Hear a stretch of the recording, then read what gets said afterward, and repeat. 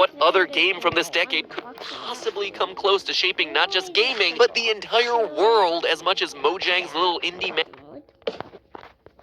My new Pokemon Snap adventures have taken me all over the new Lental region. Everywhere you look is another photo op.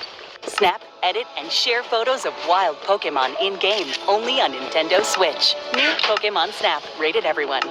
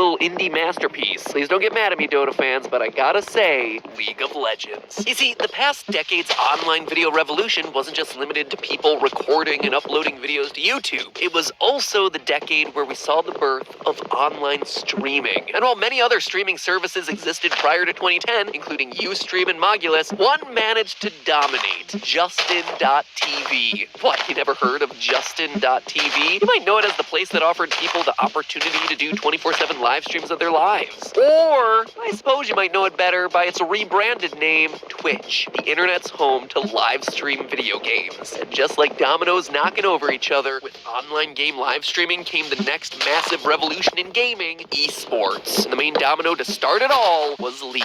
Now, let me make this perfectly clear. League of Legends is far from the only esport out there, far from the only popular game to live stream. Duh. But if you look at the history of esports and streaming, League of Legends over the last decade has made a bigger splash than literally any other title. And while yes, League's first official release was in October of 2009, pretty much everything notable about LoL, from the bulk of its content to the ripple effects of its impact, have happened during the 2010s, thereby making it one of the most important games of this decade. But to truly understand League of Legends' role in all this, we first have to look backward. I mean, the idea of gaming competitions has been around since the early days of arcade tournaments. Some of those early grassroots competitions would eventually sprout into larger events that are part of the esports landscape, like EVO, the world's largest fighting game tournament. The Cyber Athlete Professional League started back in 1997 during the early days of Counter.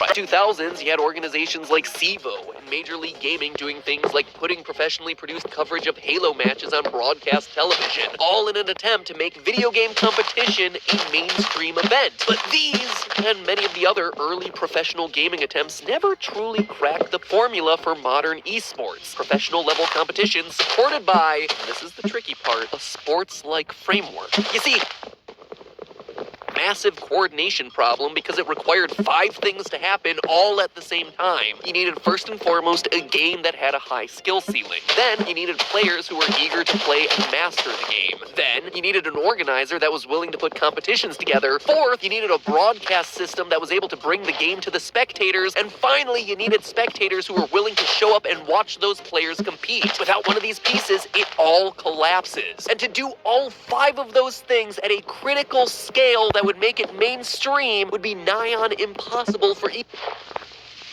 third-party gamers. Enter League of Legends. Riot Games changed everything by being the first game developer to commit their own money to growing their esports scene. Before, other competitive games like Counter-Strike and StarCraft had relied on tournaments run by third parties. But Riot running their own league was their way of announcing to the world that they were here to stay. Not only could players, competitors, viewers, and coaches expect League to continue to be viable as a spectator sport in the future, but they could become invested in the game because they knew that Riot was committed to developing League as an esport and optimizing it for competitive play. They hosted the first ever League of Legends competitive season back in 2011 with a World's Championship prize pool of $99,500. By Season 3, they created the Legends Championship Series. By 2015, League's World Championship pulled in 43,000 live in-person viewers in addition to the 36 million people that were watching it online. To put that number into perspective, the 2015 NBA Finals, most viewed NBA Finals series ever to air on ABC, pulled in an average of less than 20 million viewers. When your video game is pulling in more viewers than mainstream sports, I'd say that's a pretty big deal. In short, Riot had pioneered a model for any game looking to become an esport, and it's a model that we now see repeated in the space over and over and over again by everyone from Dota 2 to Overwatch. And yes, let me cover my butt here and say this. It's worth mentioning that League's first championship was in June of 2011, and Valve announced and later held their first edition of the big Dota tournament, the International, 2 months later. Was it inspired by League? Can't say for sure. And well, yes, the International now has insane dollar amounts for its prize pool. League of Legends really does have the first mover advantage here, so gotta give it to League. But of course, there's more here. This isn't just a story about who did the esports first. League of Legends tops this list of important games alongside Minecraft because its foray into esports ended up at the perfect time. At the same time that the game was really coming into its own competitively, video game live streams were entering the mainstream,